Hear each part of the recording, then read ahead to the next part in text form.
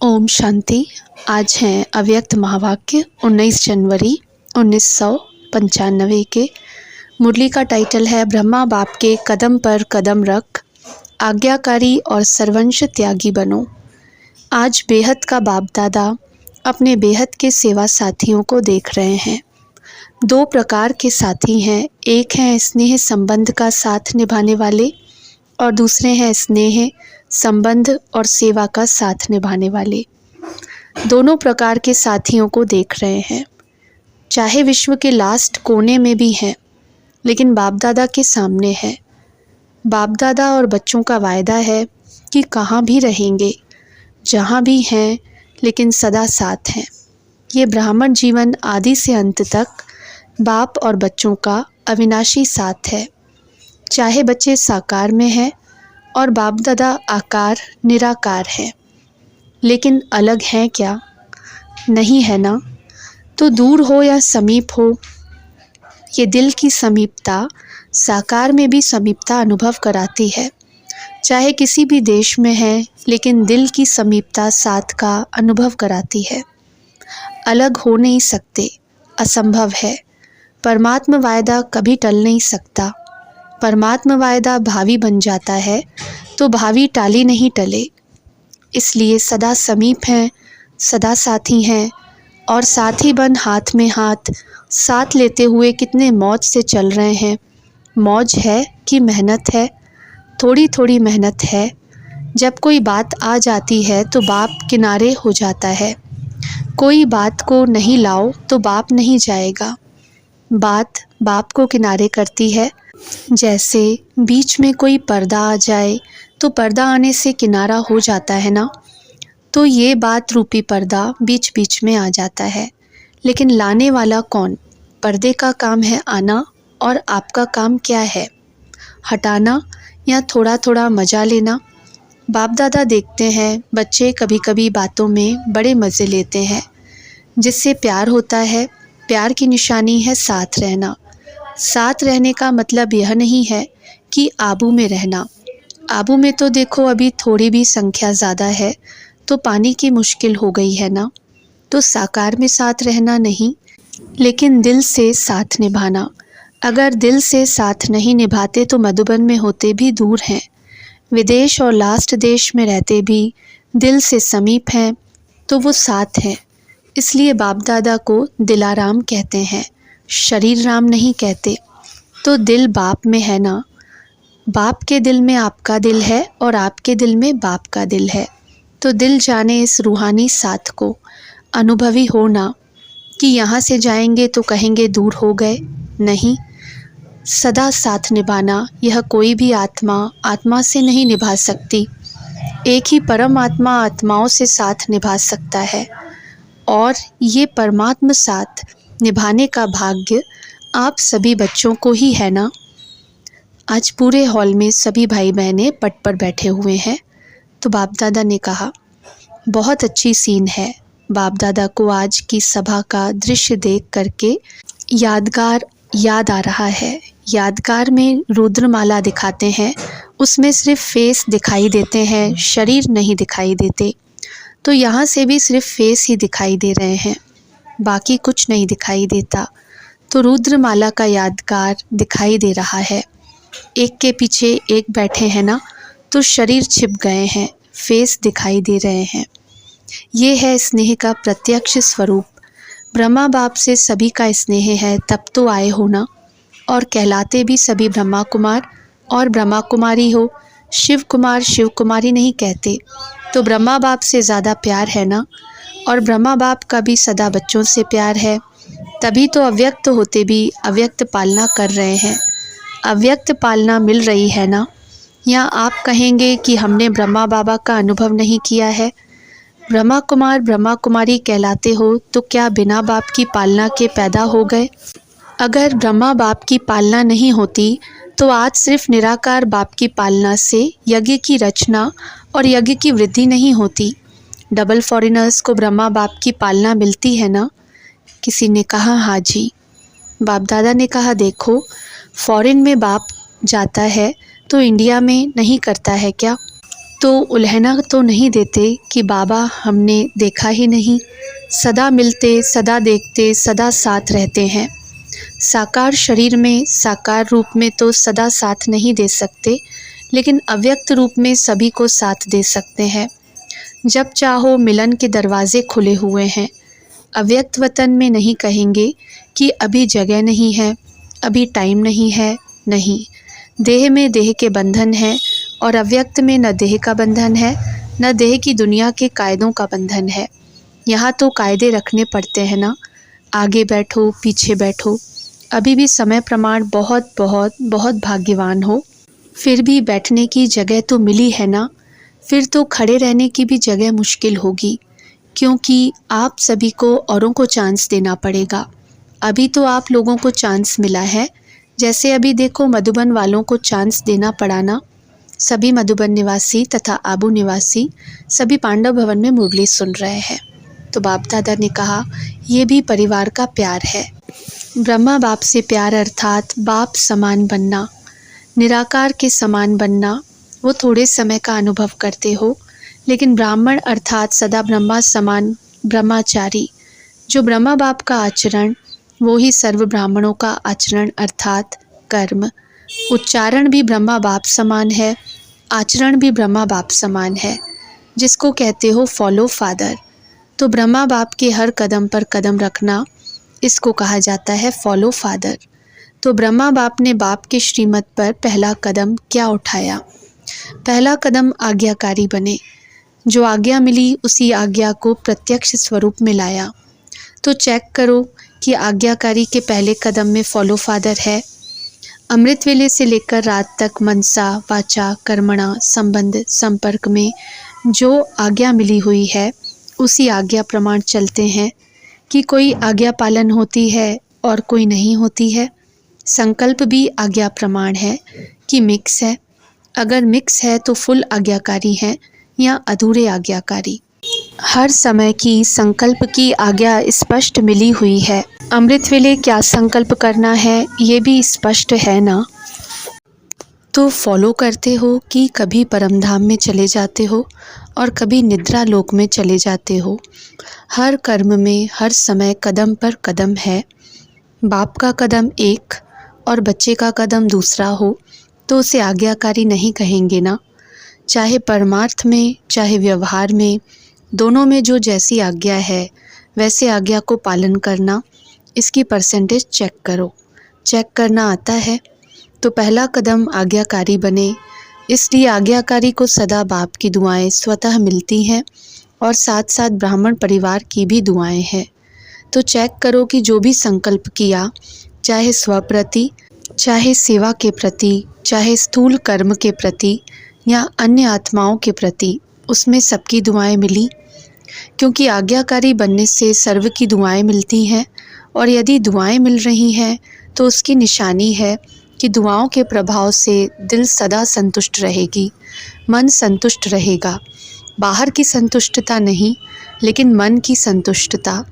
और मन की संतुष्टता यथार्थ है, वह मियाँ मिट्ठू है।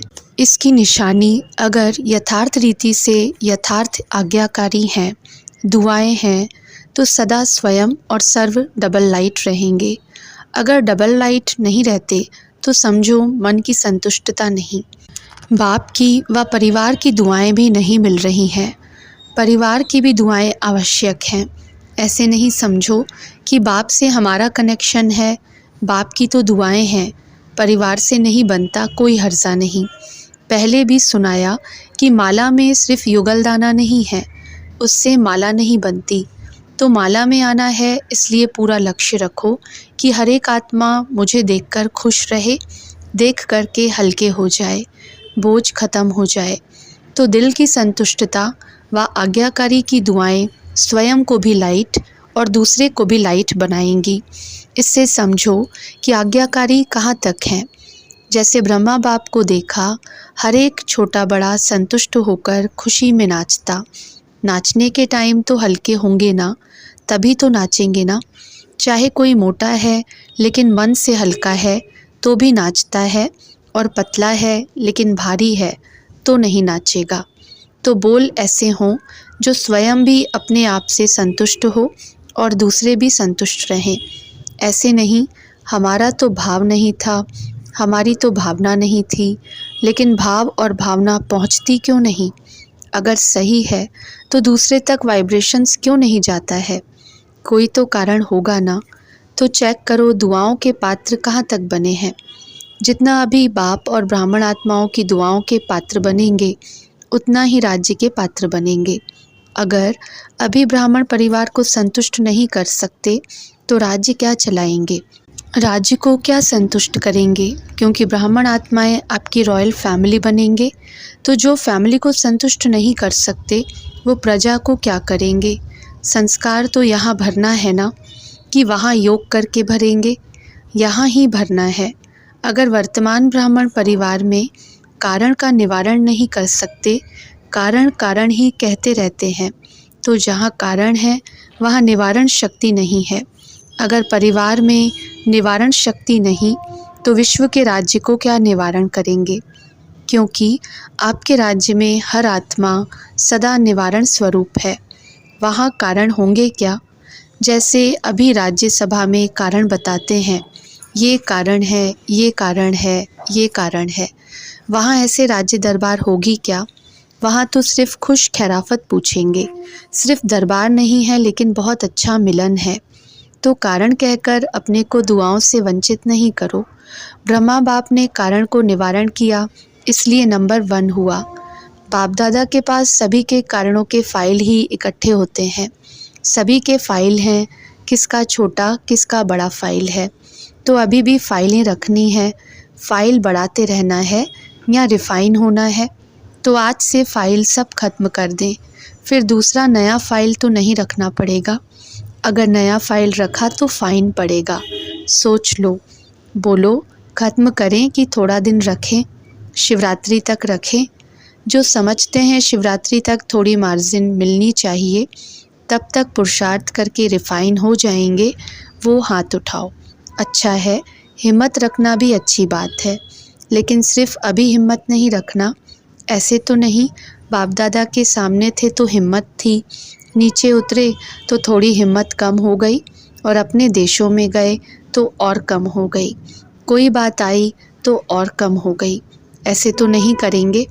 देखो, जब कोई भी कारण सामने आता है और कारण के कारण हिम्मत कम होती है, कमज़ोरी आती है, और जब वो बात समाप्त हो जाती है तो अपने ऊपर शर्म आती है ना, अपने ऊपर ही संकोच होता है कि ये अच्छा नहीं किया, ये अच्छा नहीं हुआ करके, और फिर पश्चाताप करे। ये तो आपकी प्रजा का काम है या आपका है? पश्चाताप वाले क्या राजा बनेंगे? तो सोचो, साक्षी स्थिति के सिंहासन पर बैठ जाओ और अपने आप को ही जज करो। अपना जज बनना, दूसरों के जज नहीं बनना। दूसरे का जज बनना सभी को आता है। दूसरे का जज बहुत जल्दी बन जाते हैं और अपना वकील बन जाते हैं। तो साक्षीपन के सिंहासन पर अपने आप का निर्णय बहुत अच्छा होगा। सिंहासन के नीचे रहकर जज करते हो तो निर्णय अच्छा नहीं होता। सेकंड में तख्त नशीन बन जाओ। ये स्थिति आपका तख्त है। यथार्थ सहज निर्णय का तख्त ये साक्षीपन की स्थिति है। साक्षी नहीं होते हैं तो दूसरे की बात, दूसरे की चलन वो ज़्यादा सामने आती है, अपनी नहीं आती। अगर साक्षी होकर देखेंगे तो अपनी भी नज़र आएगी, दूसरे की भी नज़र आएगी। फिर जजमेंट जो होगी वो यथार्थ होगी, नहीं तो यथार्थ नहीं होती। बाप दादा ने पहले भी सुनाया था कि ड्रामा में जो भी बातें आती हैं उन बातों में बहुत अच्छा अक्ल है, लेकिन कभी कभी ब्राह्मण बच्चों में अक्ल थोड़ा कम हो जाता है। बात आती है और चली जाती है, लेकिन ब्राह्मण बच्चे बात को पकड़कर बैठते हैं। बात रुकती नहीं, चली जाती है, लेकिन स्वयं बात को नहीं छोड़ते। तो बातों में अक्ल ज़्यादा हुआ या ब्राह्मणों में? बातें अक्ल वाली हुई ना। कई बच्चे कहते हैं 2 दिन से ये बात चल रही है, 2 घंटे ये बात चली, और 2 घंटे में गवाया कितना, 2 दिन में गवाया कितना। तो अक्ल वाले बनो। तो पहला कदम आज्ञाकारी, दूसरा कदम है सर्वंश त्यागी। पहले आज्ञाकारी की दुआएं मिली और दुआओं के बल से सर्वंश त्यागी। तो त्याग में भी नंबर 1 एग्जाम्पल ब्रह्मा बना।